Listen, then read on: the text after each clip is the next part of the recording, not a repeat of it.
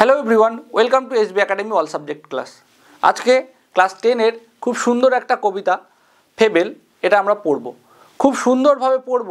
এবং এই কবিতাটা এমনই একটা কবিতা যে কবিতার মাধ্যমে বা যেই কবিতার পড়লে আমরা বুঝতে পারবো কিভাবে আমরা যে অবস্থাতেই থাকি না কেন, মানে আমাদের যে ক্লাসেই থাকি না কেন, সেটা থেকে কিন্তু আমাদের কোনো লজ্জার ব্যাপারটা কিন্তু নেই। মানে আমরা যে কাজটাই করি সেই কাজটা কিন্তু অত্যন্ত গৌরবের আর কি। প্রত্যেকের জায়গায় গুরুত্বপূর্ণ, এটাই কিন্তু বুঝবো এই কবিতাটা যদি আমরা খুব ভালো করে বুঝতে পারি আর কি, কবিতার যদি অর্থটা বুঝতে পারি। ঠিক আছে, তাহলে শুরু করব বেশি কথা না বাড়িয়ে। দেখো, এই যে কবিতাটা ফেবেল কবিতাটা, ফেবেল কথাটির অর্থ হচ্ছে কি?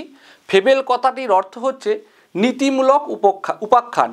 এই যে ফেবেল বা নীতিমূলক উপাখ্যান, অর্থাৎ যে গল্প বা কাহিনীর মধ্যে দিয়ে কোনো নীতিমূলক কথাবার্তা বা নীতিমূলক বিষয় যখন শিক্ষা দেওয়া হয় রিডারদেরকে বা পাঠকদেরকে, সেটাকেই বলা হয় কিন্তু ফেবেল। তাহলে এখানটায় যে কবিতাটার নাম রয়েছে ফেবেল, এই কবিতাটা কার লেখা? এই কবিতাটা লেখা হচ্ছে Ralph Waldo Emerson. Ralph Waldo এমারসনের লেখা একটা কবিতা, খুব গুরুত্বপূর্ণ, পড়ব এবং এর ভিতরে সত্যি নীতিশিক্ষা রয়েছে। দেখব প্রত্যেকটা বিষয়, প্রত্যেকটা লাইন পড়ব, একদম জলের মতো হয়ে যাবে। 10 মিনিটের মধ্যে আমি তোমাদেরকে কবিতাটা বুঝিয়ে দেবো, একদম সারা জীবন মনে থাকবে। চলো দেখি কি আছে। বলছে the mountain and the squirrel had a quarrel. তাহলে কি বলছে? The mountain and the squirrel had a quarrel. তাহলে মাউন্টেন এবং কাঠবিড়ালি বা স্কুইরেল, এদের মধ্যে ঝগড়া বা বিবাদ লাগলো, সেটা শুরু হচ্ছে, এটা দিয়ে আর কি কবিতাটা শুরু হচ্ছে। তাহলে দুজনের মধ্যে ঝগড়া হচ্ছে, কাকে কাকে পেলাম? একটা হচ্ছে যে মাউন্টেন, আর একটা হচ্ছে যে না স্কুইরেল। দেখো দুটোই কিন্তু প্রথমেই বুঝতে পারবো দুটোই একটা কিন্তু উৎকট একটা জিনিস, একটা পর্বত আর একটা স্কুইরেল। এই দুটোর যে আর কি তুলনা, তোমরা কিন্তু দেখেই বুঝতে পারবে যে এদের দুজনের মধ্যে কিভাবে ঝগড়া হতে পারে। এই যে একটা বিরাট মানে দুটোর বিপরীত ধর্মী একটা জিনিস, সেই জিনিস দিয়েই কিন্তু লেখক মানে পাঠকদেরকে এই জিনিসটাই বোঝাতে চেয়েছেন এর ভিতরে কতটা গুরুত্বপূর্ণ নীতি লুকিয়ে রয়েছে। ঠিক আছে, একটা তুচ্ছ জিনিস আর একটা সুবিশাল জিনিস, এই দুটো। কারণ ওই তুচ্ছ জিনিসটাই বোঝাবে যে সে তুচ্ছ হলেও সে নিজের জায়গাতেই কিন্তু ঠিক। চলো তাহলে the mountain and the squirrel had a quarrel. তাহলে কাদের মধ্যে ঝগড়া হলো? আবার বলছি, মাউন্টেন এবং স্কুইরেলের মধ্যে। তাহলে প্রথমে কে রয়েছে? মাউন্টেন, অ্যান্ড পরে রয়েছে স্কুইরেল, বোঝা গেল? And the former call the latter. তাহলে ফর্মার মানে কি? আগের জন বা পূর্ববর্তী। এই ফর্মারটা কাকে পাচ্ছি? এই মাউন্টেনটাকে পাচ্ছি, তাই তো। কল দ্য লেটার মানে বললো, লেটার মানে পরবর্তী জনটাকে এই যে স্কুইরেলটা। তাহলে the former call the letter মানে আগের জন পরের জনকে বললো, এবং আগের জন এবং পরের জন বলতে কারা? আগের জন হচ্ছে যে পর্বতটা, পরের জন হচ্ছে স্কুইরেল। এই স্কুইরেলকে বলছে, কি বলছে? Little prig. খুব ভালো করে মনে রাখবে, লিটিল প্রিগ মানে কি? যাকে সব জানতা গামচাওয়ালা বলা হয়। ঠিক আছে, মানে আর কি যে একদম ছোটোখাটো ব্যক্তি, সব জানে, বিষয়টা এরকম। সেই জন্য বলছে দ্য ফর্মার মানে আগের জন, অর্থাৎ মাউন্টেন কাকে বলছে? কল্ড মানে বলছে এখানে কাকে? ওই যে ছোট্ট কাঠবিড়ালিটাকে কি বলছে? লিটিল প্রিগ, সব জানতা, এরকমভাবে কিন্তু তুচ্ছ করে একটা কথা বলছে। এটাই কিন্তু প্রথম বলছে আর কি। ঠিক আছে, কি বলছে? বান replied.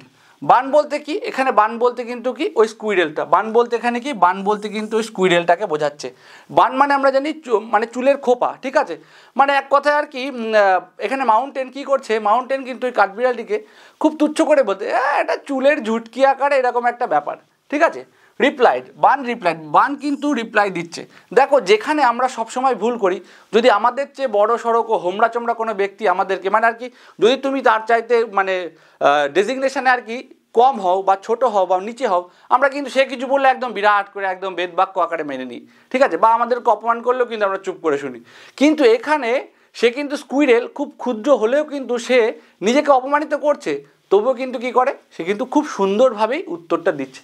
Bun replied, you are doubtless very big.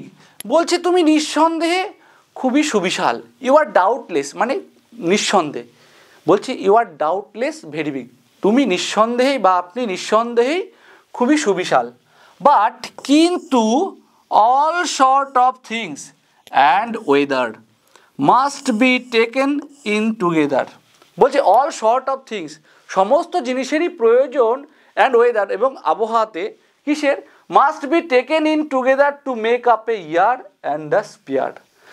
ভালো করে বুঝবো কি বলছে, এই বান বা স্কুইরেল রিপ্লাই দিচ্ছে যখন তাকে লিটিল প্রিক বলে আর কি পাহাড়টা বা মাউন্টে তাকে কি করছে, যখন লিটিল প্রিক বলে তুচ্ছ বা তাচ্ছিল্য করছে, তখন বান কিন্তু বা এই যে স্কুইরেলটা খুব ভদ্রতার সঙ্গে উত্তর দিচ্ছে, কারণ তার কাছে কিন্তু ভদ্রতা আছে, সে তাকে অপমানিত করলেও সে কিন্তু ভদ্রতার সঙ্গেই রিপ্লাইটা দিচ্ছে।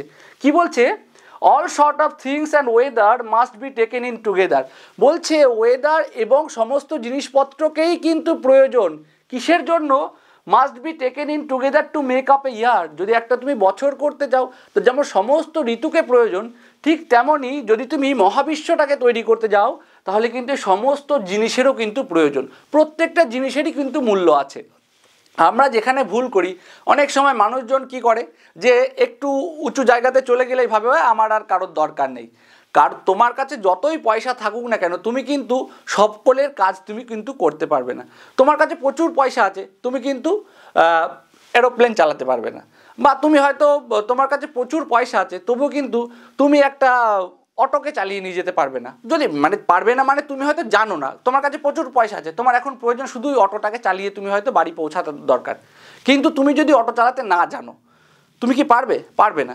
কিন্তু তুমি আরও একটা জিনিস দেখো, যদি যে কোনো কাজ, হয়তো তোমার গাছে ওঠার দরকার তুমি গাছে উঠতে পারো না, তোমার কাছে পয়সা থাকলে কি তুমি গাছে উঠতে পারবে, কিন্তু পারবে না, তোমার সেই লোকটাকেই দরকার যে গাছে ওঠাতে পারদর্শী, সেই জন্য আমাদের প্রত্যেকটা কাজের জন্যই কিন্তু আমাদের দরকার, বুঝে গেছে। যদি আমাদের কাপড় কাচার লোকের তুমি কাপড় কাচতে পারো না কিন্তু তোমার দরকার কাপড় কাচার লোকের, শুধু পয়সা থাকলেই হবে না, তাহলে আমাদের এই যে প্রত্যেকটা সিস্টেম তুমি যদি ভালো করে ভেবে দেখো কীভাবে একটা জিনিস চলছে, একটা সিস্টেম তুমি যদি একটা বাড়িতেই ভাবো কত কাজ করতে হয়, মায়েরা একরকম কাজ করে, বাবারা একরকম কাজ করে, ভাই একরকম, যারা বয়স্ক রয়েছে দাদু ঠাকুমা তারা এক রকম কাজ করে, এই সমস্ত কিছু যখন আমাদের একজন না থাকে আমরা কিন্তু তখন বুঝতে পারি যে সে কোন কাজটা করছিল এবং তার কাজটা কতটাই গুরুত্বপূর্ণ।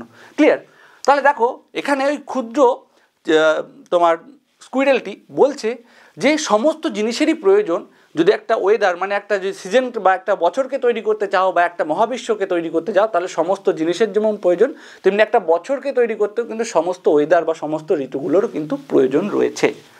চলো নেক্সট দেখব কি বলছে, অ্যান্ড আই থিঙ্ক এখানে আই বলতে squirrel and I think it is no disgrace মানে কি অসম্মানের, বলছে আই থিঙ্ক আমি মনে করি না এখানে কোনো অসম্মানের কোনো ব্যাপার নেই, to occupy my place, occupy মানে কি, অকুপাই মানে দখল করে থাকা, বলছে অ্যান্ড আই থিঙ্ক আমি মনে করি ইট ইজ নো ডিসগ্রেস এখানে অপমানের কোনো বিষয় নয়, কিসের বিষয় নয়, টু অকুপাই মাই প্লেস মানে আমি যে জায়গাতে আছি সে জায়গাতে থাকার জন্য আমার কোনো অসম্মানের বিষয় নেই, ঠিক আছে, তাতে আমার ছোট হওয়ার কোনো বিষয় নেই, পরিষ্কার, সে বড় সে তার জায়গায় বড়, আমি ছোট আমি আমার জায়গায় ছোট, এরকম একটা বিষয় কিন্তু এই কাঠবিড়ালিটা বোঝাচ্ছে। ইফ যদি I am not so large as you, যদি আমি, এখানে কে বলছে কাঠবিড়ালি, যদিও আমি তোমার মতো এত সুবিশাল নই, you are not so small as I, তুমিও কিন্তু আমার মতো এত ক্ষুদ্র নও, কে বলছে, কাঠবিড়ালিটা পাহাড়টিকে বা পর্বতকে বলছে যদিও আমি তোমার মতো এত সুবিশাল নই তুমিও কিন্তু আমার মতো এত ক্ষুদ্র নও।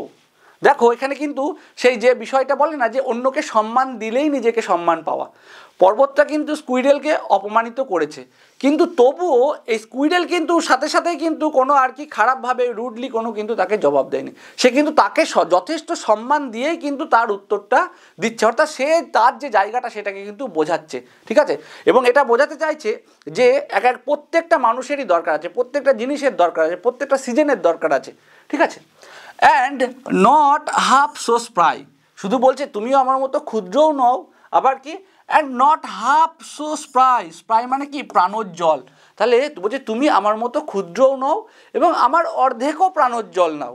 খুব ভালো করে ভাবো, একটা পিঁপড়ে এবং হাতি, ঠিক আছে, বা তুমি দেখো যে ছোট করে যদি আমরা ভাবি যে একটা ছোট্ট প্রাণী যত দ্রুত যেতে পারবে, একটা বড় বৃহৎ প্রাণী যদি হাতির কথা ভাবি, সে কি তত দ্রুত যেতে পারবে? নিশ্চয়ই পারবে না। আর এখানে তো পর্বতের যাওয়ারই কোনো কথা নেই, ঠিক আছে, এখানে পর্বত এবং স্কুইরেল কি বলছে যে তুমি if I am not so large as you, যদিও আমি তোমার মতো এত সুবিশাল নই, you are not so small as I, তুমিও কিন্তু আমার মতো ক্ষুদ্রও নও, and not half so spry, spry মানে কি বললাম? প্রাণোজ্জ্বল। আবার বলছি স্প্রাই মানে প্রাণোজ্জ্বল। তুমি কিন্তু আমার মতো অর্ধেকও প্রাণোজ্জ্বল নও। কাকে বলছে? ওই পাহাড়টাকে।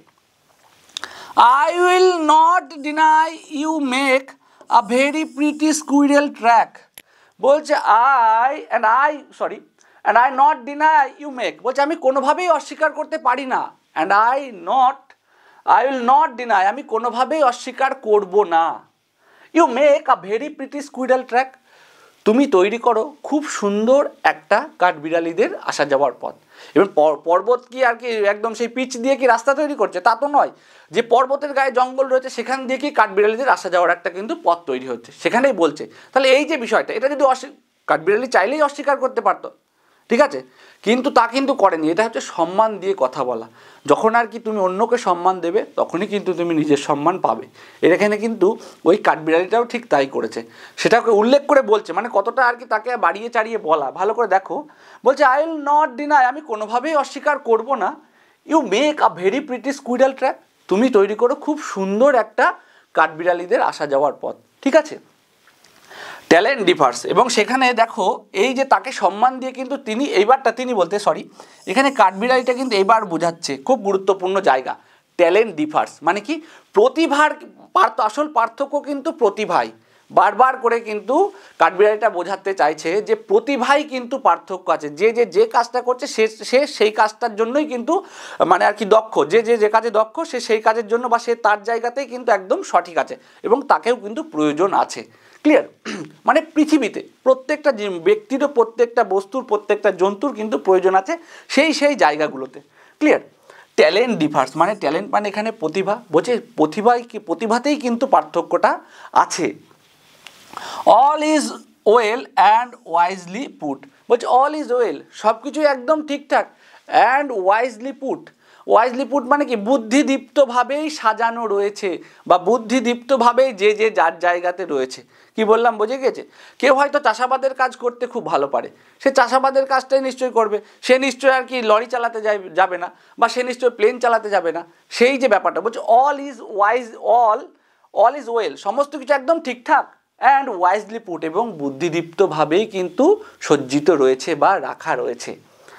ইফ আই ক্যানট, মানে এবার শেষের যে লাইন দুটো, সেই লাইন দুটো কিন্তু এই যে স্কুইরেল যে কথাটা বললো বা যে যুক্তিটা দিল, সেই যুক্তিটাকে প্রমাণ করার জন্য কিন্তু একদম বাস্তব উদাহরণ দিয়ে দিচ্ছে। কি মানে সেই যে পুরো বিষয়টাতেই, পুরো কবিতাটাই তোমরা দেখতে পেয়েছো। শুধুমাত্র পর্বতটা প্রথমেই তুচ্ছ করে একটা কথা বলবে, সেই কথাটাকে খুব সুন্দরভাবে বোঝানোর জন্য, মানে যে নিজের জায়গাতে রয়েছে প্রত্যেকেই কিন্তু গুরুত্বপূর্ণ, সেই নিজের গুরুত্বটাকে বোঝানোর জন্য কাঠবিড়ালিটা কি সুন্দরভাবে বিষয়টাকে বুঝিয়ে দিল। এবং সে যে বিষয়টা বোঝালো তার একদম আর কি নিজের একটা উদাহরণ আর কি স্বরূপ এই শেষের দুই লাইনটা দিয়েছে। দেখো কি শেষের দুই লাইন বলছে, if I cannot carry forest on my back, যদিও আমি কি করতে পারি না, আমার পিঠের ওপরে করে জঙ্গলকে বহন করতে পারি। এখানে জঙ্গল তো আর কেউ মাথায় করে নিয়ে যেতে পারছে না। এখানে জঙ্গল হচ্ছে যে কি, এই যে পর্বতের গাত্রে, পাহাড়ের গায়ে যে জঙ্গলগুলো হয়ে রয়েছে, ঠিক আছে, বন হয়ে রয়েছে, জঙ্গল রয়েছে, সেগুলো কিন্তু কি, সেটা এখানে বলা হচ্ছে এই যে তুমি পাহাড়ের বা তোমার পিঠের ওপরে এত জঙ্গল হয়েছে, বা তুমি বহন করে নিয়ে চলেছো, যে তুমি বহন করছো এই যে পিঠের ওপরে করে ফরেস্ট বা জঙ্গল, বলছেন এই আমি পারবো না। সেটা কে পারবে না? ওই কাঠবিড়ালিটা পারবে না। বলছে neither can you crack a nut, ঠিক তুমিও যেমন আমি পিঠে করে জঙ্গল বয়ে নিয়ে যেতে পারবো না, ঠিক তেমনই তুমিও কিন্তু কোনো একটা নাটকে বা বাদামের খোলকটাকে কিন্তু তুমিও ক্র্যাক করতে পারবে না বা ভাঙতে পারবে না। কি বললাম, বোঝা গিয়েছে বিষয়টা? খুব সহজে দেখো বলছে, if I can not carry forest on my back, যদিও আমি কি করতে পারবো না, পিঠে করে জঙ্গলকে বহন করতে পারবো না, ঠিক তেমন তুমিও পারবে না কি করতে, একটা বাদামের খোলসকে ভাঙতে। কি বললাম বোঝা গিয়েছে? তাহলে এই যে কবিতাটা বললাম, দেখো তোমাদের যদি কোনো জায়গাতে অসুবিধা হয়ে থাকে তোমরা অবশ্যই কমেন্টে জানাবে যে এই জায়গাতে বুঝতে পারিনি, আমি অবশ্যই তোমাদেরকে কমেন্টে রিপ্লাই করব। এবং তোমরা অবশ্যই জানাবে যে কবিতাটি কেমন লাগলো। এবং এরপরে কিন্তু প্রত্যেকটা কবিতা এবং গল্প একদম খুব সুন্দরভাবে আমি তোমাদেরকে করাবো এসবি একাডেমির ইউটিউব চ্যানেলে। তোমরা দেখতে থাকো, এরকম সুন্দর সুন্দর টপিক কিন্তু তোমাদের আসবে, প্রতিনিয়ত আসবে, শুধু ইংলিশের নয় প্রত্যেকটা সাবজেক্টেরই আসবে। এসবি একাডেমিতে কিন্তু প্রত্যেকটা সাবজেক্টই পড়ানো হয়। সেই জন্য বলবো তোমরা কিন্তু সাবস্ক্রাইব করে রাখো এবং দেখতে থাকো এসবি একাডেমি। প্রত্যেকটা বিষয় একদম সাজেস্টিভ কোশ্চেনও তোমাদের জন্য আসবে, প্রত্যেকটা আস্তে আস্তে পড়া একদম পরীক্ষার ঠিক সময় কিন্তু দিয়ে দেওয়া হবে সাজেস্টিভ আকারে প্রত্যেকটা বিষয়ের কিন্তু কোশ্চেন। আর তোমাদের কোনো সুবিধা হলে তোমরা অবশ্যই কমেন্টে জানাবে। আর প্রত্যেকটা বিষয় জানতে তোমরা কিন্তু এসবি একাডেমি ইউটিউব চ্যানেলটিকে সাবস্ক্রাইব করে রাখো এবং পাশে থাকা বেল আইকনটিকে প্রেস করে রাখো। প্রত্যেকটি বিষয়ের ক্লাস কিন্তু প্রত্যেক দিন আসবে। থ্যাংক ইউ, দেখা হচ্ছে পরবর্তী ক্লাসে।